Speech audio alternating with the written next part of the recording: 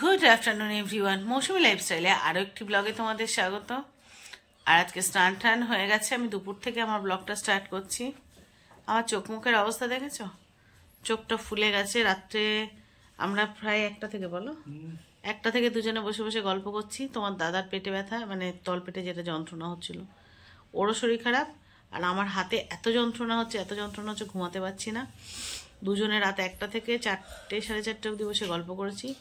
তারপরে বলছি চলো এবার শুতে হবে। শুয়েছি কিন্তু ঘুমাতে পারছিলাম না। তো ওই ধরো 4:45-5টার সময় গিয়ে দুজনে আবার ঘুমিয়েছি। তো এইরকম পরিস্থিতি। আর চুলটা দেখো পাগলের মতো লাগছে। চুল তো মিঠি আঁচড়ে দিয়েছে, মাম যেহেতু স্কুলে গেছে। ঠিক করে ক্লিপ টিপ লাগাতে পারছি না, কারণ এক হাতে সম্ভব নয় সেটা। আর বাঁ হাত তো একেবারেই নাড়াতে পারছি না, প্রচণ্ড যন্ত্রণা। এবার যদি নাড়া লাগছে সেক্ষেত্রে যন্ত্রণাটা আরও বাড়ছে। তো সেই জন্য একটা বালিশ কোলে রেখে তার উপরে হাতটা নিয়ে চুপ করে বসে আছি। সকাল থেকে কোনো কিছু কাজবাজ করা কোনো কিছু না। তোমাদের দাদা ব্রেড বাটার আর অমলেট খেতে দিল, তাই খেয়েছি। সে অসুস্থ শরীরেও সে কাজ করছে, কিছু করার নেই, ওইভাবে খেতে দিল তাই খেলাম। কারণ এক হাত নেড়ে আমি কাজটা করব কি করে? আর ওই হাতটা আমি একটু যদি সাপোর্ট দিই, আমার কালকে কষ্ট করে অপারেশনটাই নষ্ট হয়ে যাবে। এটাই কপাল, কিছু করার নেই, করতে হচ্ছে। মানে এটা হচ্ছে আমার পরিবারের কপাল। তো যাই হোক, বসে আছি। আর কাজ হচ্ছে ফোনটা নিয়ে বসে আছি। তার মধ্যে এখন আমি ভিডিও এডিট করে ভিডিও পোস্ট করব। এটাই হচ্ছে কাজ, যেটা এক হাত দিয়ে করা সম্ভব। আর আজকে তো এমনি তোমাদেরকে দেখানোর আমার কিছুই নেই, কারণ আমি কিছুই করতে পারবো না। আমার একটাই কাজ, সেটা হচ্ছে হাত কোলে করে নিয়ে বসে থাকা। তো যাই হোক, তবু কেমন আছি, কি করছি, সেগুলো তোমাদের সাথে শেয়ার করার চেষ্টা করব, ছোট হলেও। কারণ তোমরা সবাই টেনশন করো, যারা বিশেষত আমায় খুব ভালোবাসো, সবসময় টেনশন করো মৌসুমি ছোট হলেও একটা ব্লগ দিও। তো অবশ্যই তোমাদের সাথে শেয়ার করব। আর অনেক দিন পরে যখন চ্যানেলটা ঠিক হওয়ার চেষ্টা হচ্ছে, সেই মুহূর্তে ব্লগ বন্ধ করাটাও খুব একটা জাস্টিফাইড হবে না। তো সেই জন্য ছোট ছোট হলেও ব্লগ দেওয়ার চেষ্টা করব। আর হাতটা দেখবে, দেখো এইভাবে নিয়ে বসে আছি সারাটা দিন। এইভাবে কি যন্ত্রণা হচ্ছে তোমাদেরকে কি বলবো। ছোটবেলা খেয়েছি প্যারাসিটামল 500, জানো? প্যারাসিটামল 500তে কিছু হয়, কিন্তু প্যারাসিটামল 650 খেতে ডাক্তার বারণ করেছে। আর যেগুলো অ্যান্টিবায়োটিক দিয়েছে, মানে আজকে 1 মুঠো ওষুধ খেয়েছি। মানে ওটির জন্য অ্যান্টিবায়োটিক দিয়েছে, প্যারাসিটামল তো বটেই, আর সঙ্গে হচ্ছে আমার রেগুলার যে মেডিসিন 1 গাদা, সব মিলিয়ে 1 মুঠো ওষুধ খাওয়া। প্রায় 8টা-10টা ওষুধ 1 মুঠো ছাড়া কি বলবো বলো। তো প্রতিবার 1 ঢোক জলে ওষুধগুলো খাই, আজকে পারিনি। হাফ করে ওই 4টে-5টা করে এক ঢোকে ওষুধ। আর সব বড় বড় অ্যান্টিবায়োটিকগুলো হচ্ছে লম্বা লম্বা ওই ক্যাপসুলগুলো হয়। ক্যাপসুল মানে ওই কাভার দেওয়া ক্যাপসুল, ওগুলো নয়। ওই প্যারাসিটামল টাইটামল যেগুলো যেরকম টাইপের জিনিসের, মানে যেরকম ওষুধ হয় ওরকম টাইপের লম্বা লম্বা ক্যাপসুল। তো যাই হোক, এটা আমার কপাল। তো চলো এখন ভিডিও এডিট করব, এডিট করে তোমাদের কাছে ভিডিওটা পোস্ট করব। কিছুটা এডিট করা আছে, পোস্ট করব। আজকেও মিঠিকে স্কুলে পাঠাতে পারিনি, মিঠিরও জ্বর এসে গেছে। 3জন জ্বর থেকে ভুগে উঠলাম। তবে আমার ঠান্ডা লাগা অনেকটাই কমেছে, হাঁচি কাশি অনেকটা কমেছে। মামের আজকে লাস্ট ক্লাস, মানে প্র্যাকটিক্যাল ক্লাস, ঠিক বললাম, লাস্ট প্র্যাকটিক্যাল ক্লাস। তো মাম স্কুলে গেছে। আর মিঠিকে বললাম জ্বর বলে পাঠাইনি, মিঠিকে সোমবার থেকেই পাঠাবো। ভাবলাম ঠিক আছে চলো, কালকেও পাঠাইনি, আজকেও পাঠালাম না, 2 দিন ছুটিতে থাক। আর তারপর তো শনি রবি তো ছুটি আছে, তার মধ্যে আশা করি আমার মেয়েটা সুস্থ হয়ে যাবে, তারপর সোমবার থেকে ডাইরেক্ট যাবে স্কুলে। তো চলো ভিডিও এডিটটা কমপ্লিট করে নিই, তারপর আবার আসছি। তো সন্ধে হয়ে গেছে, চা করতে এসছি। মৌসুমি বসে আছে ওখানে, হাতে যন্ত্রণা করছে খুব। একটু চা করে নিয়ে যাই সন্ধেবেলা। শরীরটা আমারও খারাপ লাগছে, কিন্তু উপায় কি, দুজনেই তো অসুস্থ হয়ে পড়েছি একসাথে।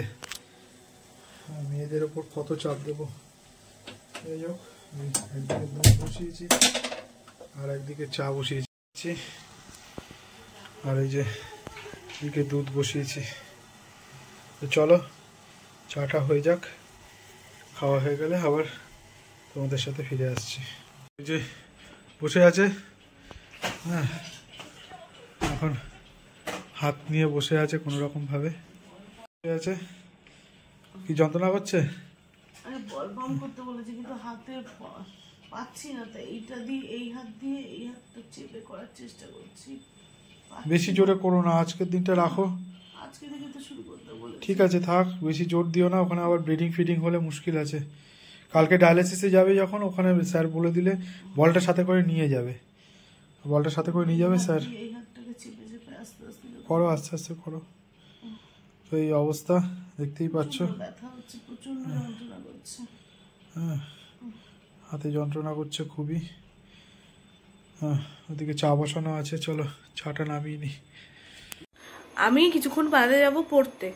এবার কালকে মা আমাকে একটা জিনিস শেখালো, যেটা করে অনেকটা লাভ উপকারও হয়েছে আমার। আমার এই যে দাগগুলো হয়েছে না, পোড়া যে দাগগুলো, এগুলো তো প্রচণ্ড জ্বালাও করছে, কারণ হুট করে এরকম তেল ছিটকে গেছে গরম, ওটার জন্য একটা জ্বালা করছেই। এবার কোনো কিছু লাগিয়ে অনেক মলম লাগাচ্ছে, আমার জ্বালা কমছে না। তারপরে হয়েছে তো মুখে এত বড় বড় সমস্ত, দেখেও একটা কিরকম লাগছে যে দাগ হয়ে যাবে, আমার একটা ভয় পোড়া দাগের। কারণ আমার হাতে পায়ে যতবার পোড়া দাগ লেগেছে সব রয়ে গেছে, আমি ভাবছি এটাও হয়তো রয়ে যাবে। মা একটা সাজেশন দিল যে অ্যালোভেরা লাগাতে, অ্যালোভেরা জেল। আমাদের বাড়িতে তো প্রচুর অ্যালোভেরা গাছ আছে।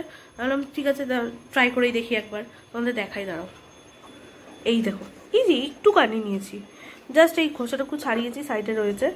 এই অ্যালোভেরা জেলটা মা বলেছে যে পুরো মুখে লাগাতে, পুরো মুখে বলতে দাগ কাটা জায়গাগুলো লাগাতে। আর অ্যালোভেরা, যেহেতু অ্যালোভেরা জেল লোকে কিনে কিনে মুখে লাগায়, সেখানে হ্যাঁ আমাদের কেনা লাগে না, মানে এত রয়েছে। অ্যালোভেরা জেল দরকার হলেই গাছ থেকে কেটে অ্যালোভেরা জেল নিয়ে, এর থেকে আর কি ন্যাচারাল কি হয়। তাছাড়া আর সবচেয়ে বড় কথা, আমার এই যে চুল, এখন হয়তো আমার অতটা যত্ন করা হয় না, বাট যতদিন মা করেছে যা করেছে, আর আমি যদি মাঝে মাঝে এখন টুকটাক যাও করি, অ্যালোভেরার উপরে আমার ওই চুল লম্বা হয়েছে পুরো অ্যালোভেরার উপর। হ্যাঁ আমি জানি আমি করি না, তোমায় বলতে হবে না, করি না বলে ওই যদি একদিন একটু হয়তো হঠাৎ করে একটু শখ জাগলো, একটুখানি একটু যত্ন করি।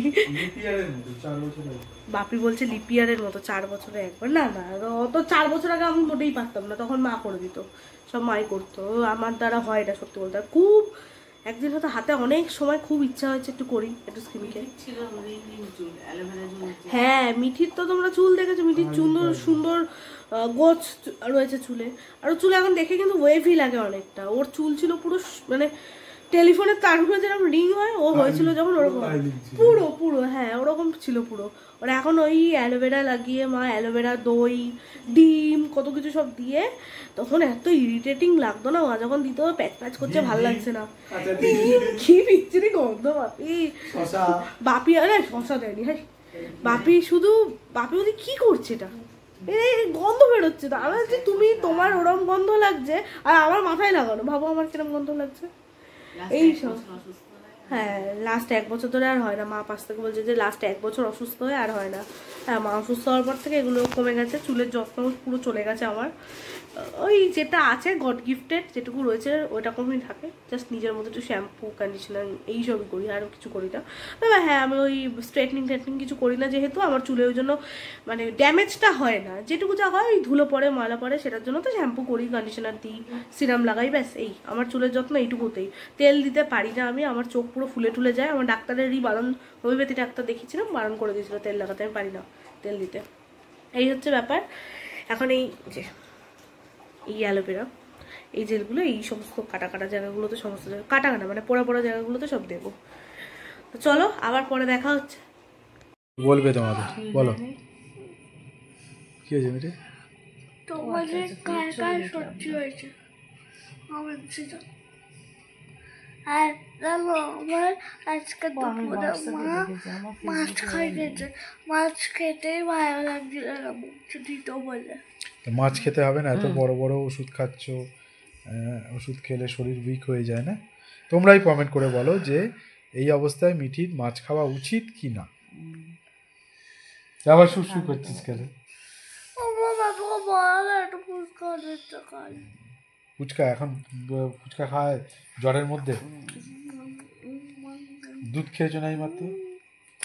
আমার কালকে বুনুকে ফুচকা খাওয়াবি, কাকু দিলে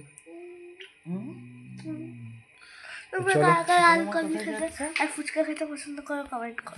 হ্যাঁ ঠিক আছে, সঙ্গে থাকো। আবার বাসে ফিরছি। মানে কি, মানে পাড়া পরে থেকে বাসে আবার যাচ্ছে না এমনি হালকা প্ল্যানেট মিঠাই থেকে যাবো? আর হুম।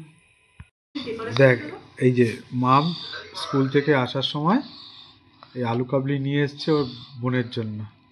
আর এই দেখো মুখ দেখো, তার ফুচকা খাওয়ার জন্য এখন মন চাইছে, কিন্তু পেয়েছে আলু কাবলি। তো কি আর হোক, দুধের স্বাদ ঘোলে মেটাচ্ছে, আর কি করবে। শুনো কিরম লাগছে। ও থামস আপ দিয়ে দিয়েছে।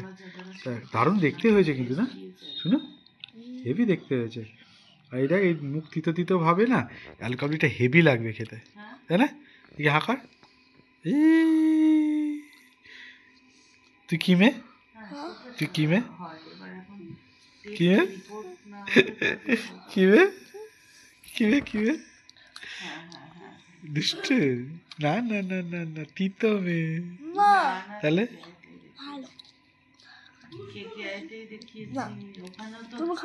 না, আমি খাই না, আমি ওষুধ খাচ্ছি না, আমি তো খাবো না। তুমি খাও। হ্যাঁ তোমরা খাও, তোমাদের দিয়েছে, দেখো মিঠি, দেখেছো মিঠি দিয়েছে, খেয়ে নিচ্ছে। হ্যাঁ ঠিক আছে, তো চলো। মিঠি এখন খেতে খেতে একটু টিভি দেখছে, খেয়ে নিক, তারপরে আবার ফিরে আসছে। আর এই যে বড়টা যাচ্ছে পড়তে, ও ক্লিপ খুঁজে পাচ্ছে না, পেয়েছে। ওর এখন পড়া ফিজিক্স নাকি মাম? ইংলিশ পড়া আছে। তার মানে কোথায় সেটা? ও প্রদ্যুৎ। আমাদের মানডে অথবা টিউসডে ইংলিশের পেপার দেবে। তো চলো সঙ্গে থাকো। সারাদিন হাত কোলে করে নিয়ে বসে আছি। হাত কোলে করে নিয়ে বসে থাকা যে কতটা যন্ত্রণার।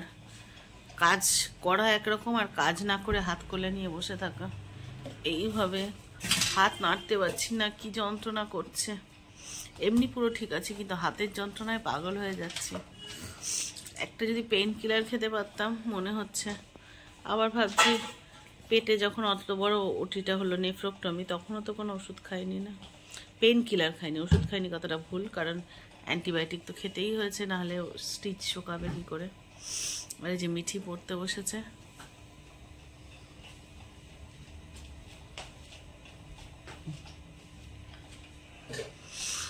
পাশে বসে আছি, ওর বাবাই পড়াচ্ছে, ওর বাবা সব গুছিয়ে। বাবা কোনোভাবে হাতটা একটুখানি মুভ করতে পারছি না, মনে হচ্ছে যদি হাতটা একটু শান্তি পেতাম। বসেই আছি আর তোমাদের কমেন্টসগুলো পড়ছিলাম, রিপ্লাই দিতে খুব দেরি হচ্ছে, কারণ এক হাত দিয়ে না লিখতে পারছি না। মানে আমি এমনিতেও টাইপ করায় অতটা সড়গড় নই, মামটাম যেমন কি তাড়াতাড়ি ফাটাফাট টাইপ করে না, আমি অতটা সড়গড় নই। প্রথমত সবচেয়ে বড় কারণ, আমার বাঁদিকের চোখ দিয়ে আমি দেখতে পাই না, মানে 99% ব্লাইন্ড। আমি যদি ডান চোখ বন্ধ করি, বাঁ চোখে আমি আমার সামনে এক হাত সামনেও কেউ এলে আমি তাকে চিনতে পারবো না। তো সেটা একটা বড় কারণ। আর দ্বিতীয় কারণ, এখনকার ছেলেমেয়েরা যেমন সুন্দর টাইপ করতে পারে, আমরা তো অত হোয়াটসঅ্যাপে লিখে কথা বলতে অভ্যস্ত নই, আমরা বলিও না ইনফ্যাক্ট, সেই জন্য লেখাটায় খুব একটা সড়গড় নয়। তো সেই জন্য একটা ছোট্ট মেসেজ টাইপ করতেও সময় লেগে যাচ্ছে।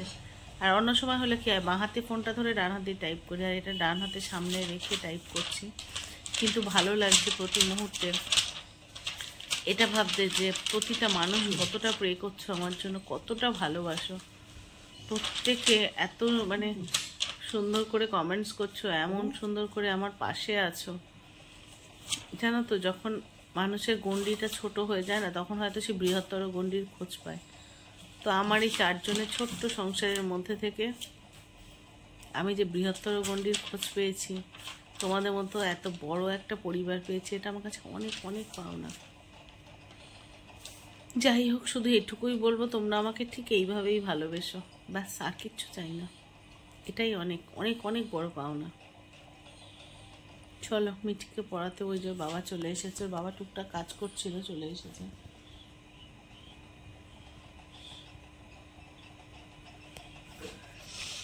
তোমাদের দাদার ব্যথাটাও কমেনি, খুব কষ্টে আছে। যাই হোক, আর একটা দিন যাক, দেখি। কালকে তো আবার টেস্টগুলো সব করা হয়নি, কিছু হয়েছে।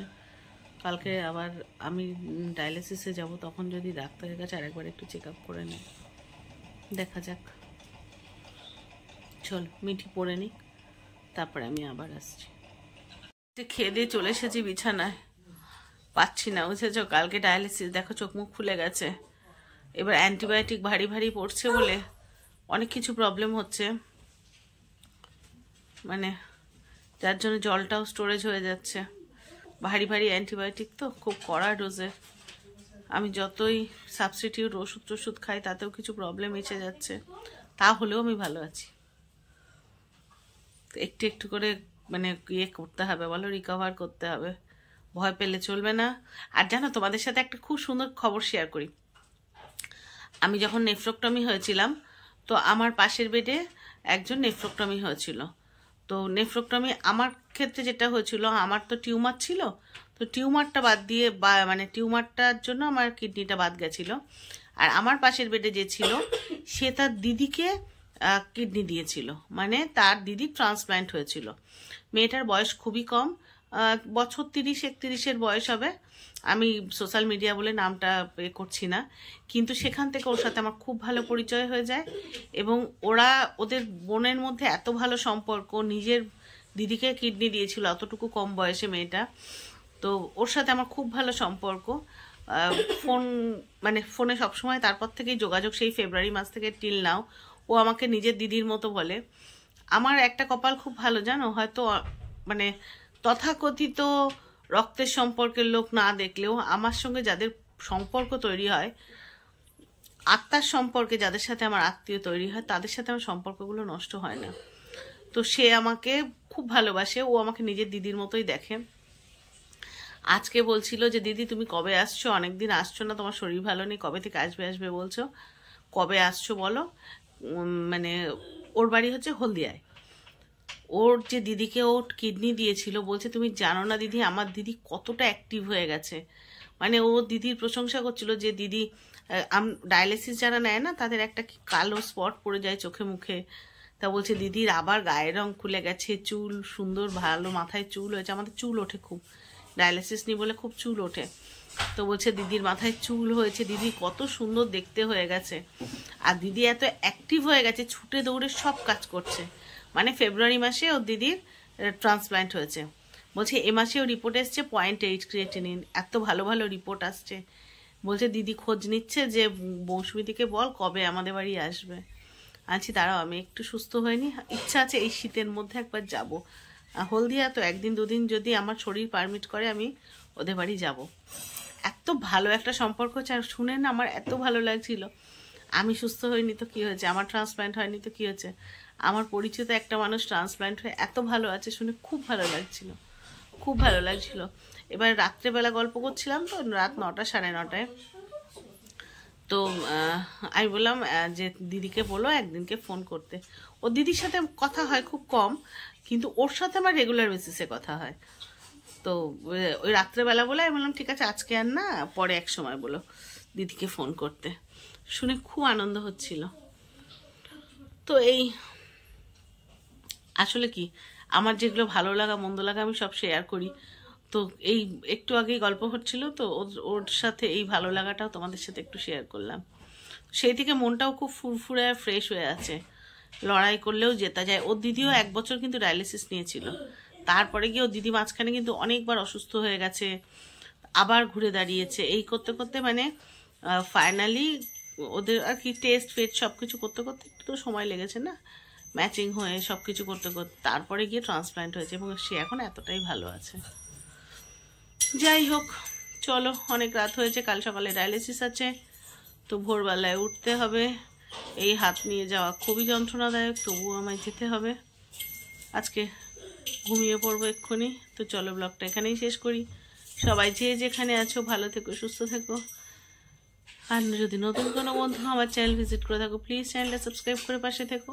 আর ব্লগটা একটু ভালো লেগে থাকলে লাইক কমেন্ট শেয়ার করে পাশে থেকো। দেখা হচ্ছে নতুন ব্লগে, ততক্ষণের জন্য সবাইকে শুভরাত্রি।